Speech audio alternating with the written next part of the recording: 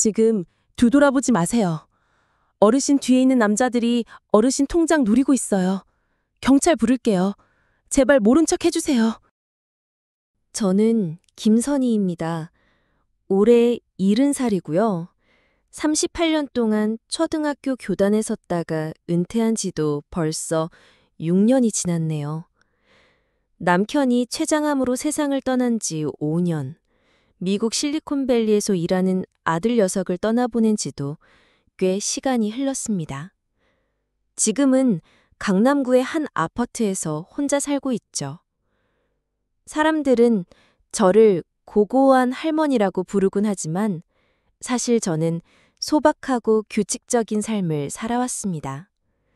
그 모든 규칙의 중심에는 바로 은행이 있었죠. 제게는 30년 넘게 지켜온 루틴이 있습니다. 매달 첫째 주 월요일 오전 10시 신한은행 강남지점을 방문하는 겁니다.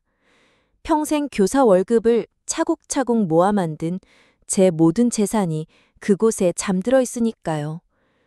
통장 5개, 인감도장, 그리고 신분증. 이 3가지를 챙기는 일은 제게 단순한 준비를 넘어선 의식이었습니다. 돌아가신 남편과 신혼 때 첫 적금을 들러왔던 곳, 아들 대학 등록금을 마련했던 곳, 바로 이곳이 제 삶의 역사를 기록한 공간이었죠. 그날도 평소와 다르지 않은 아침이었습니다. 새벽 5시 45분, 알람이 울리면 눈을 뜨고 7시에 간단한 토스트와 우유로 아침을 해결했죠. 8시 반에는 늘 입던 검은색 바지에 흰색 블라우스를 걸치고 베이지색 가디건을 덧입었습니다. 9시, 통장과 도장, 신분증을 꼼꼼히 확인하고 큰 지갑에 차례대로 넣었습니다. 정기 예금 통장, 자유출금 통장, 연금 통장, 적금 통장, 그리고 비상금 통장까지 각각의 통장마다 남편과 함께 만든 추억과 제 땀방울이 고스란히 배어 있었습니다. 집을 나서기 전 거울을 보며 매무새를 다듬는데 핸드폰이 울렸습니다. 조카 사위 민수에게서 전화가 왔어요. 이모님, 오늘 은행 가시죠? 그의 목소리는 언제나처럼 다정하고 예의 발랐습니다. 결혼한 지 10년, 늘 살갑게 굴던 사위였죠. 6개월 전 제 여동생 영희가 유방암이라는 민수의 말에 저는 가슴이 무너졌습니다. 병원비가 많이 든다며 5천만 원을 빌려달라고 했을 때 제 동생을 위한 일이라 망설임 없이 빌려주었죠. 그때를 생각하면 지금도 마음이 아픕니다. 전화기 너머로 민수는 영희 누나가 보고 싶어 해요. 라고 말하며 제게 안부를 전했습니다. 저는 영희가 건강하다는 말에 안도하며 전화를 끊었습니다. 은행까지 가는 15분은 제게 명상과도 같은 시간이었습니다. 은행나무 잎이 노랗게 물들어 바람에 흩날리는 풍경을 보며 저는 마음속으로 오늘 할 일을 되뇌었습니다. 10시 정각, 자동문이 열리고 입숙한 은행 안으로 들어섰습니다. 삐 소리와 함께 나온 번호표는 425번. 대기 자리에 앉아 제 차례를 기다리며 주변을 둘러봤습니다. 평화로운 일상이었습니다. 젊은 직장인들, 나이든 할아버지, 아이를 아는 젊은 엄마까지 각자의 사연을 안고 이곳에 온 사람들이었죠. 그때 은행 자동문이 다시 열리더니 3명의 남자가 들어왔습니다. 처음엔 별 생각 없이 봤습니다. 하지만 그들은 번호표를 뽑지도 서류를 작성하지도 않았습니다. 그저 제 뒤쪽 좌석에 자리를 잡고 앉아 스마트폰만 보고 있었죠. 왠지 모를 불안감이 등골을 타고 올라왔습니다. 그들의 행동이 뭔가 부자연스러웠습니다. 괜한 기우겠지. 그렇게 스스로를 다독였지만 신경은 계속 그들에게로 향했습니다. 10시 25분, 마침내 제 번호가 불렸습니다. 425번, 고객님, 5번 창구로 와주세요. 창구로 걸어가는 짧은 거리가 마치 끝없는 터널처럼 느껴졌습니다. 왠지 모른 시선이 제 등을 뚫고 들어오는 것 같았죠. 5번 창구에는 20대 후반쯤 되어 보이는 단정한 여직원이 앉아 있었습니다. 명찰에는 오은서 대리라고 적혀 있었죠. 안녕하세요, 어르신. 어떤 업무 보러 오셨어요? 밝게 웃는 그녀의 모습에 긴장이 조금 풀리는 듯 했습니다. 저는 통장 5개를 건넸고 그녀는 통장을 받아 하나씩 펼쳐보더니 컴퓨터에 무언가를 입력하기 시작했습니다. 처음엔 평온했던 그녀의 표정이 갑자기 굳어졌습니다. 무언가 이상한 것을 발견한 듯 눈이 커졌고 모니터 화면을 뚫어져라 보더니 제 얼굴을 확인했습니다. 그 눈빛에는 걱정과 불안이 가득했습니다. 무슨 문제라도 있냐고 물었지만 그녀는 억지 미소를 지으며 고개를 저을 뿐이었습니다. 하지만 그녀의 손은 떨리고 있었습니다. 키보드를 두드기는 손가락이 미세하게 떨렸고 이마에 땀방울이 맺혔죠. 분명 뭔가 심각한 일이 벌어지고 있다는 걸 직감했습니다. 그녀는 갑자기 모니터 위 작은 거울을 확인했습니다. 그 거울에는 제 뒤쪽 풍경이 비치고 있었죠. 그녀의 눈빛이 더욱 불안해졌습니다. 마치 무언가 위험한 것을 발견한 것처럼요. 그때 그녀가 서랍에서 메모지와 펜을 꺼냈습니다. 급하게 무언가를 적기 시작했죠. 그녀는 메모를 다 쓴 후 제 통장 사이에 쪽지를 빠르게 끼워 넣었습니다. 그리고는 평온한 목소리로 말했지만 그 목소리는 미세하게 떨리고 있었습니다. 어르신, 전산 확인할 게 있어서 5분만 기다려주세요. 금방 처리해드릴게요.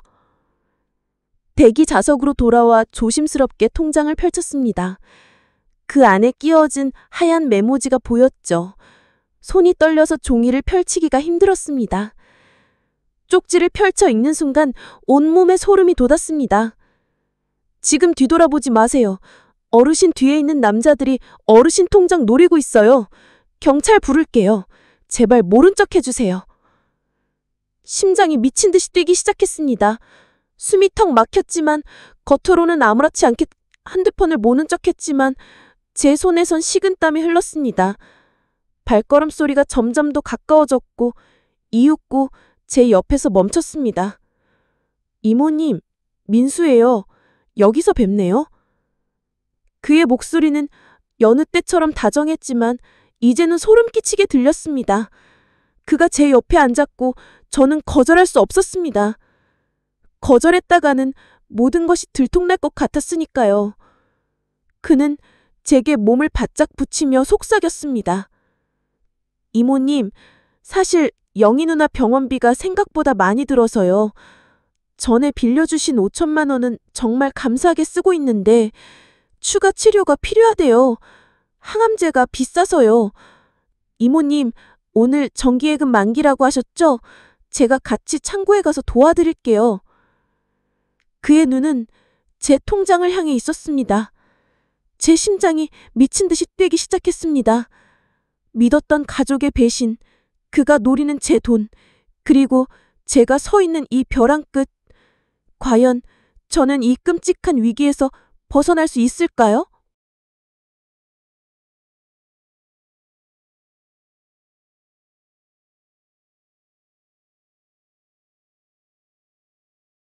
민수가 제 옆자리에 앉아 몸을 바짝 붙이며 속삭였을 때 저는 옴짝달싹할 수 없었습니다.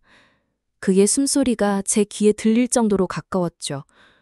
그는 마치 모든 것을 아는 사람처럼 제게 말했습니다. 이모님, 사실 영희 누나 병원비가 생각보다 많이 들어서요. 전에 빌려주신 5천만 원은 정말 감사하게 쓰고 있는데 추가 치료가 필요하대요. 항암제가 비싸서요. 그의 말을 들으며 심장이 미친 듯이 뛰었습니다. 병원비라는 거짓말, 그리고 이제는 1억 원을 요구하는 그의 뻔뻔함. 무엇보다 소름 끼쳤던 건 그가 정확히 제가 정기예금 만기로 은행이 온 날 이 금액을 요구하고 있다는 사실이었습니다. 그는 제 통장을 향해 손가락을 뻗으며 속삭였죠. 이모님, 오늘 정기예금 해지하시면 제가 같이 창구에 가서 도와드릴게요.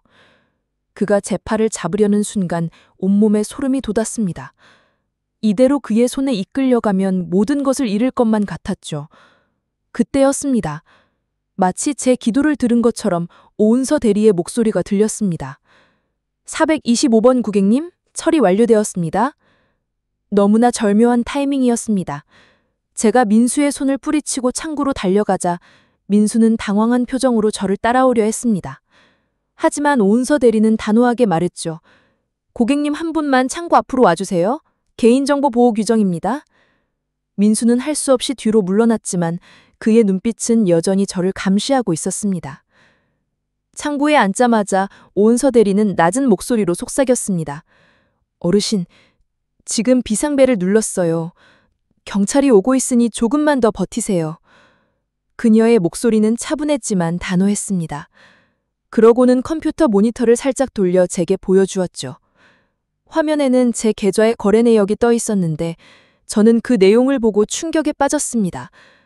제 명의로 신용카드가 8개나 발급되어 있었고 최근 6개월 동안 매달 100만 원씩 총 600만 원이 빠져나갔습니다. 더 충격적인 것은 대출이었습니다. 제 명의로 8건의 대출이 있었고 총 2억 원에 달하는 돈이 모두 최근 6개월 사이에 일어난 일이었습니다. 담보대출, 신용대출, 심지어 카드론까지. 손이 부들부들 떨렸습니다. 어떻게 제 명의로 이런 일들이 가능하죠? 어르신 명의로 불법 대출을 받은 거예요. 그리고 이것 보세요. 그녀가 다른 화면을 보여주었습니다. 대포통장 거래 내역이었죠. 제 이름으로 만들어진 통장들을 통해 15억이 넘는 돈이 오고 간 흔적이 있었습니다. 보이스피싱에 사용된 돈들이 제 통장을 거쳐 자금 세탁이 된 겁니다. 머리가 하얘졌습니다. 민수가 단순히 돈을 빌리려는 게 아니었습니다. 그는 조직적인 범죄의 일부였던 겁니다. 저희가 6개월 전부터 이상 거래를 감지하고 추적해왔어요. 금융감독관과 함께 함정 수사를 진행 중이었죠. 오늘이 바로 디데이예요. 이제야 모든 것이 이해됐습니다. 왜 그녀가 그토록 긴장했는지, 왜 경찰을 불렀는지, 왜 민수가 저를 압박했는지. 그들은 제가 정기예금 3억 원을 해지하는 순간을 기다렸던 겁니다. 현행범으로 잡기 위해서. 그때였습니다. 은행 정문이 벌컥 열리더니 사복경찰 6명이 들어왔습니다. 그들은 평범한 손님처럼 행동하면서도 재빨리 민수 일당을 포위했습니다. 민수는 아직 상황을 눈치채지 못한 채 계속 제 쪽을 보고 있었죠. 그때 한 경찰이 민수에게 다가갔습니다. 강민수 씨. 네? 금융범죄 혐의로 체포합니다. 순식간에 민수의 양팔이 뒤로 꺾였습니다. 수갑이 채워지는 차가운 금속음이 은행 안에 울려 퍼졌죠. 민수의 얼굴이 새파랗게 질했습니다. 아니, 이게 무슨 오해예요? 전 아무것도 안 했어요. 민수는 발악했지만 소용없었습니다. 다른 경찰들도 공범 2명도 제압했죠. 이모님, 오해예요. 민수는 제게 소리쳤습니다. 하지만 그 목소리는 이미 절박함으로 가득 차 있었습니다. 은행 안이 순식간에 아수라장이 되었습니다. 저는 다리에 힘이 풀려 그 자리에 주저앉을 뻔했습니다. 오은서 대리가 재빨리 저를 부축했습니다. 어르신, 괜찮으세요? 이제 안전해요. 안전하다는 말에도 온몸이 떨렸습니다. 충격과 배신감이 그리고 안도감이 한꺼번에 밀려왔습니다. 제 여동생의 남편이자 제가 조카처럼 아꼈던 사람이 이런 짓을 했다니. VIP실로 들어와 물을 마시고 겨우 진정을 했습니다. 그때 오대리가 조심스럽게 입을 열었습니다. 어르신, 경찰서로 가셔야 해요. 조사받으실 게 있어서요. 그리고 이건 정말 죄송한 말씀이지만 5년 전 어르신 남편분 돌아가신 것도 재조사가 필요할 것 같아요. 저는 제 귀를 의심했습니다. 남편의 죽음이 왜 여기에 나오는 거죠? 제 머릿속이 하얗게 변했습니다. 믿었던 가족의 배신은 시작에 불과했습니다. 이자는 5년 전 가장 사랑했던 사람의 죽음까지 이 비극과 연결되어 있다는 사실이 저를 덮쳐왔습니다. 과연 민수는 어디까지 제 삶을 망가뜨린 걸까요? 저는 이상준 수사관의 말에 심장이 멎는 것 같았습니다. 남편의 죽음이 왜 여기에 나오는 거죠? 제 머릿속이 하얗게 변했고 눈앞이 흐릿해졌습니다. 오은서 대리의 부축을 받으며 겨우 경찰서 조사실로 향했습니다. 회색 벽과 차가운 철제 책상에 놓인 공간이었지만 그곳은 역설적으로 안전하게 느껴졌습니다. 이상준 수사관은 차분한 목소리로 서류 몽치를 펼쳐 보였습니다. 김선희 어르신, 충격이 크시겠지만 사실을 말씀드려야 할 것 같습니다. 강민수, 사기 전과 3범입니다. 주로 노인들을 대상으로 한 금융사기를 저질렀죠. 이번이 4번째고요. 전과 3범이라니. 순진했던 제 동생 영희는 이 사실을 알고 있었을까요? 수사관은 제가 묻기도 전에 고개를 저었습니다. 영희 씨는 아무것도 모르고 있었습니다. 강민수가 신분을 속이고 결혼했어요. 위조된 서류를 사용했죠. 민수가 저를 속인 것은 물론 제 동생의 인생까지 송두리째 속였다는 사실에 가슴이 미어졌습니다. 더 충격적인 사실들은 계속해서 이어졌습니다. 민수가 제 집에 몰래카메라를 설치해 제 일거수일투족을 감시했다는 것, 통장과 도장 위치까지 파악했다는 것, 그리고 동생의 유방암 투병은?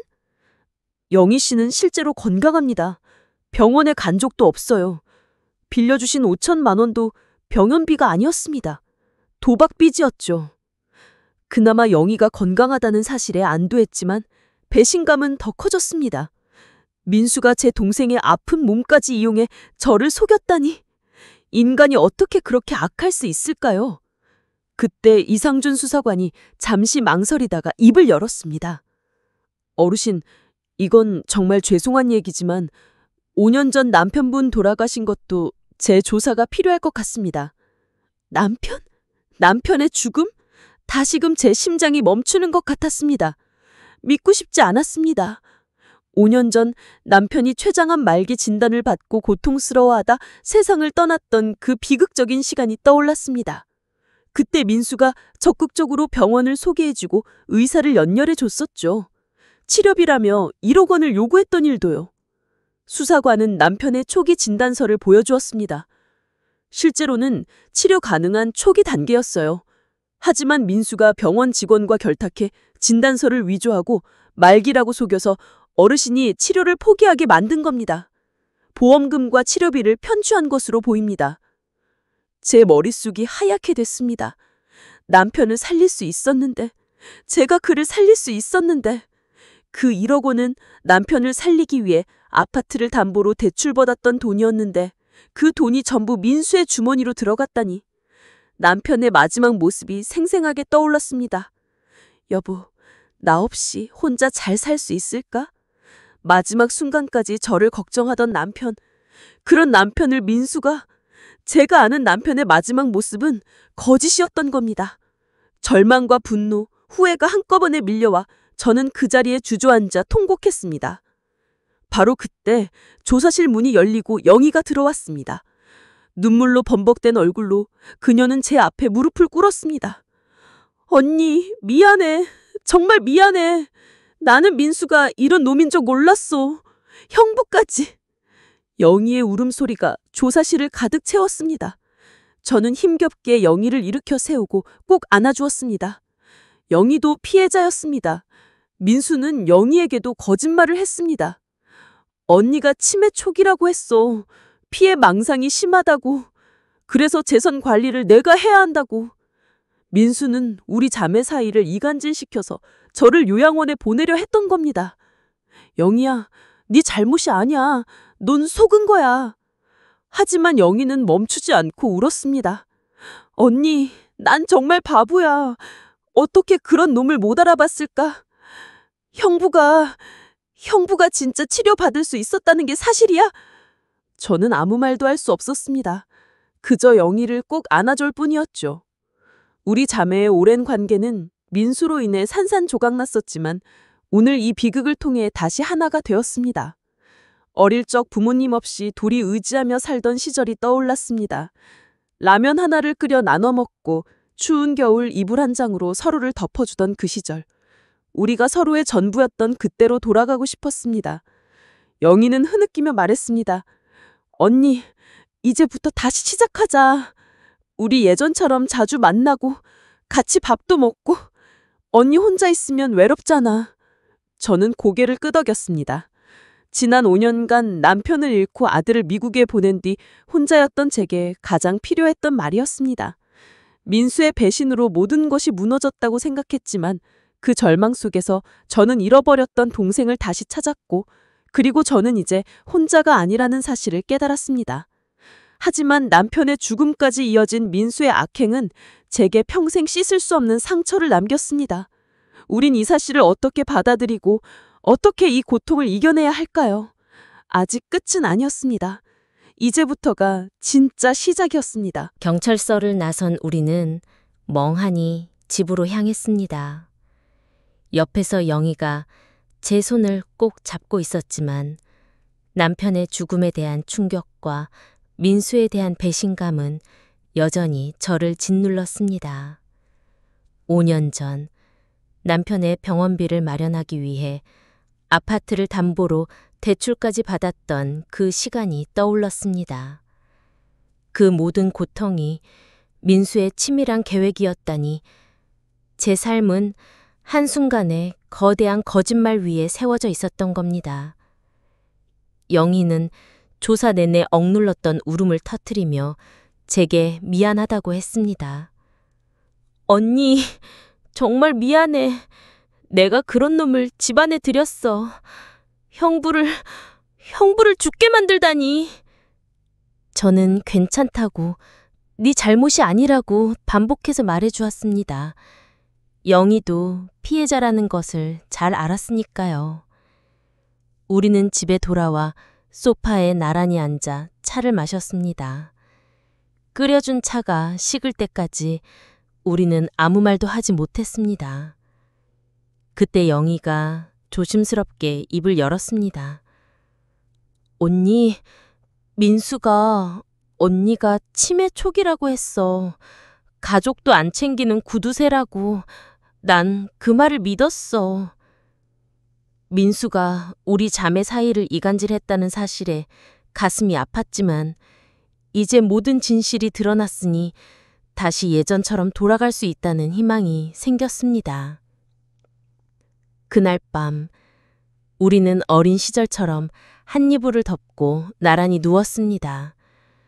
라면 하나를 나눠 먹고 추운 겨울 서로의 체온에 의지하며 지냈던 그 가난했지만 행복했던 기억들이 떠올랐습니다. 언니, 우리 이제부터 다시 시작하자. 예전처럼 자주 만나고 같이 밥도 먹고. 영희의 말에 저는 고개를 끄덕였습니다. 민수의 배신으로 모든 것을 잃은 줄 알았지만 저는 잃어버렸던 소중한 가족을 되찾았습니다. 다음 날 오후 저는 영희와 함께 다시 은행을 찾았습니다. 저를 구해준 은인 오은서 대리에게 정식으로 감사 인사를 하고 싶었거든요. 작은 선물이라도 건네고 싶어 백화점에서 산 화분과 감사 편지를 들고 갔습니다. 창고로 다가서자 은서 씨는 환하게 웃으며 저를 맞았습니다. 어르신, 어제 많이 놀라셨죠? 괜찮으세요? 저는 그녀에게 진심으로 감사 인사를 건넸습니다.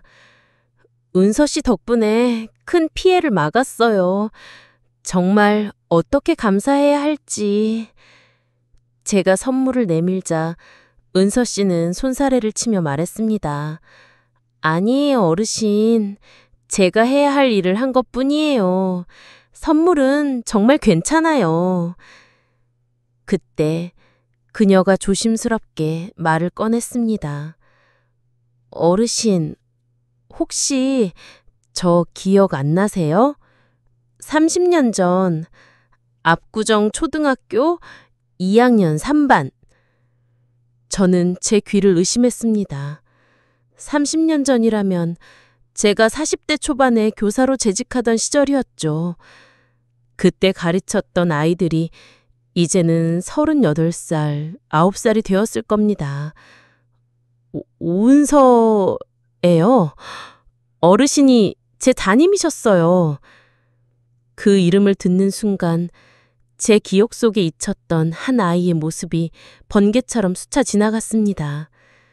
작고 마른 체구에 늘 구석에 혼자 앉아있던 아이. 급식비를 못 내서 점심시간마다 운동장으로 나가던 아이. 눈물이 쏟아졌습니다. 그 작고 여린 아이가 이렇게 훌륭한 은행원이 되어 제 앞에 있다니. 은서? 정말 내가 가르쳤던 은서야? 제 질문에 그녀는 고개를 끄덕였습니다. 네, 선생님. 선생님 덕분이에요. 선생님이 도와주지 않으셨다면 전 여기 없었을 거예요. 그녀는 30년 전 일을 이야기하기 시작했습니다. 아버지가 직장을 잃고 어머니가 암투병을 하시던 시절 저는 몰래 은서의 급식비를 대신 내주고 학용품을 사주었었죠. 힘들어도 포기하지 말라고 너는 충분히 훌륭한 사람이 될 수 있다고 적어준 작은 편지 한 장이 그녀에게는 큰 힘이 되었다고 했습니다. 이 편지 덕분에 버텼어요. 중학교, 고등학교, 대학교 힘들 때마다 이 편지를 읽었죠. 선생님이 믿어준다는 그 한마디가 얼마나 큰 힘이 되었는지 몰라요. 저는 잊고 있었던 기억들이 하나 둘씩 되살아났습니다. 제가 아는 장학재단 이사장님께 형편이 어려운 은서를 추천해 주었던 일, 은서의 어머니가 돌아가셨을 때 장례식장을 찾아 이제부터 선생님이 엄마다 라고 말해 주었던 일까지. 그녀는 그 모든 작은 친절들을 잊지 않고 마음속에 담아두고 있었습니다. 선생님은 제 은인이세요. 은인이 위험에 처했는데 가만히 있을 순 없잖아요. 30년 전 선생님이 저를 구해주시듯이 이번엔 제가 선생님을 지켜드리고 싶었어요. 영희는 옆에서 감동한 표정으로 말했습니다. 언니, 정말 드라마 같은 일이네. 언니가 뿌린 작은 씨앗이 이렇게 큰 나무가 되어 돌아온 거야. 저는 은서의 따뜻한 손을 잡았습니다. 그 작은 손에 전해지는 온기가 차가웠던 제 마음을 녹여주었습니다. 민수의 배신은 아팠지만 그로 인해 저는 잃어버렸던 동생과 다시 손을 잡았고 한때 제가 가르쳤던 제자에게 구원을 받았습니다. 30년 전의 작은 친절이 이렇게 큰 보답으로 돌아올 줄 누가 알았겠어요. 삶은 정말 예측할 수 없는 것 같습니다. 믿었던 사람에게 배신당하기도 하지만 인연이 구원의 손길을 내밀기도 하죠. 민수 사건은 끝났지만 제 인생은 이제 다시 시작되었습니다. 매달 첫째 주 월요일에 은행에 가서 통장을 정리하고 영희와 함께 식사를 하고 은서와 그녀의 가족을 만나기로 했습니다. 저는 이제 더 이상 혼자가 아니니까요. 30년 전 뿌린 작은 씨앗이 이렇게 큰 나무가 되어 저를 지켜주고 있다는 것에 감사하며 저는 오늘도 행복하게 잠듭니다.